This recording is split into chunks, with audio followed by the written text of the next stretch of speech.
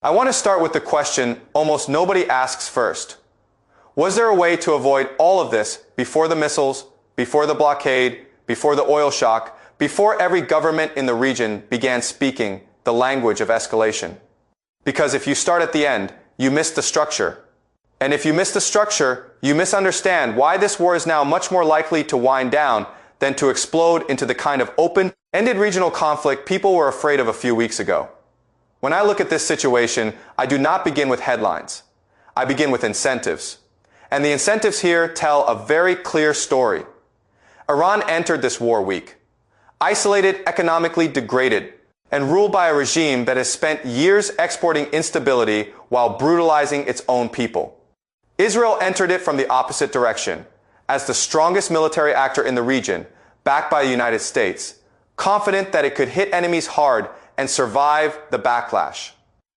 Around them, the Gulf states were trying to modernize, attract capital, and build a future tied less to ideology and more to commerce, tourism, technology, and domestic transformation. At the same time, the region was quietly splitting into competing alignments, one more connected to Israel, the UAE, the United States, and India. Another forming around Saudi Arabia, Pakistan, Turkey, and Egypt, each side thinking about security in very different ways. That was the board before the latest phase of the war. And on that board, Iran was never really in a winning position. Iran had leverage. Yes, Iran had the ability to threaten the Strait, to create fear, to disrupt shipping, to remind the world that geography still matters. But there is a big difference between leverage and victory. A bad business can still have one strategic asset that does not make it a good business. In the same way, a battered regime can still hold one dangerous card. That does not mean it is strong. It means it is dangerous. That is how I see Iran now. Not as a winner, as a survivor. And once you see Iran that way, the ending of this war begins to look much less mysterious. A lot of people assume the problem is simple. Trump cannot leave, because if he leaves, Iran keeps enriching uranium and Trump looks weak. Iran cannot fold, because if Iran folds, Trump looks strong and the regime looks humiliated. Therefore, they conclude the conflict must keep escalating, because neither side can afford to let the other side claim victory. That sounds logical until you remember who Donald Trump is. Trump is not a conventional strategist. He is not disciplined in the normal presidential sense. He is not even consistent from one statement to the next. But he does have one enormous advantage in a crisis like this. He does not need reality to be tidy. He only needs a story that he can sell as a win. That changes everything. A normal American president might feel trapped by the contradiction. Trump does not. Trump can say he destroyed the nuclear sites. He can say there is already a new political order in Tehran. He can say the Strait is not America's problem. He can say the United States has its own energy. He can say America showed strength and made the region respected again. He can say 10 different things, even if some of those things do not fit together, and still decide that he is walking away as the victor.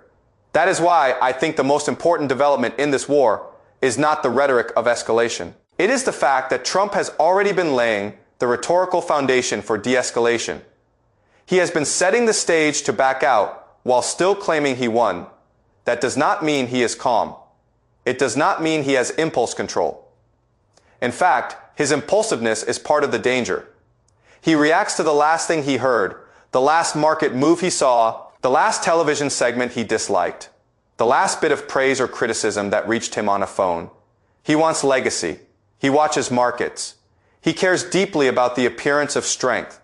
Those things make him erratic, but they also make him highly sensitive to cost. And the cost of continuing this war is becoming harder for him to hide. Oil prices rise, gasoline rises, diesel rises, food prices rise, inflation pressure rises, markets wobble. A president who promised affordability becomes the man directly responsible for making everyday life more expensive. That matters. Trump can survive moral criticism more easily than he can survive being blamed for a self-inflicted economic squeeze. That is one reason I believe the more likely outcome is not a dramatic military climax, but an extension of the ceasefire and a continuation of serious talks. not because the parties trust each other, not because they have suddenly become reasonable, but because the incentive structure points in that direction. Iran has been hurt badly. Its military capacity has been degraded. Its economy was already in miserable shape before the war. It needs money. It needs some version of security. It needs an outcome it can describe domestically as endurance rather than surrender. It cannot afford to emerge from this having lost everything. Trump, meanwhile, needs something he can market as a win without getting dragged into a longer, more expensive, more politically dangerous military commitment. Those needs can still overlap. If I had to identify the center of gravity in the negotiation, it is this. Iran is more likely to make a meaningful compromise on enrichment and on the nuclear file if, in exchange, it can preserve a privileged position over transit in the Strait. That is the heart of the less bad outcome. Iran never truly had a viable path to becoming a nuclear weapons power without inviting overwhelming retaliation. Everyone knew that. The nuclear issue mattered, but it was always the piece of the board most likely to be traded under enough pressure. The Strait is different. The Strait is real leverage, current leverage, visible leverage. Iran has already shown it can influence it, disrupt it, price it, and use it as a source of pressure and revenue. If Iran can retain some tolerated influence there, even in a narrower and more negotiated form, that gives the regime something it can sell as strategic survival. In plain English, Iran may give more on the nuclear side if it gets to keep part of the shipping side. That is not a good scenario. It is the less bad scenario. Iran would say it is receiving something like reconstruction money or justified compensation through transit charges. Others would call it something else. The label does not matter very much. What matters is that it gives both sides a way to climb down without admitting total defeat. And once a firmer ceasefire is in place, other actors move in. Europeans, Indians, other outside powers, more escorts, more efforts to create a safer navigational environment, more deals, more leakage, more normalization around an ugly new equilibrium. That is where I think this is most likely heading. Now, there is another scenario, and I do not want to ignore it because it is dangerous enough to matter, even if I think it is less likely. The darker scenario is that Trump's talk has merely bought time because he did not yet have the military position he wanted. More carrier capacity moving in, more troops moving in, more options becoming available, and once those options are fully assembled, he chooses to use them. If that happens, the most meaningful escalation would not be another slogan or another threat. It would be a move on Karg Island. That is the oil question people keep circling without always saying clearly enough. When Trump talks about taking the oil, he is not talking about some abstract punishment. He is talking about control over the export mechanism that handles the overwhelming majority of Iranian oil leaving the country. If you can shut that down or control it, you squeeze Iran in a much more direct, much more targeted, and much more economically devastating way. That would give Washington enormous leverage over Tehran. It would also drag the United States much deeper into a war Trump probably does not actually want to own. Because once you take that step, you do not simply have a blockade.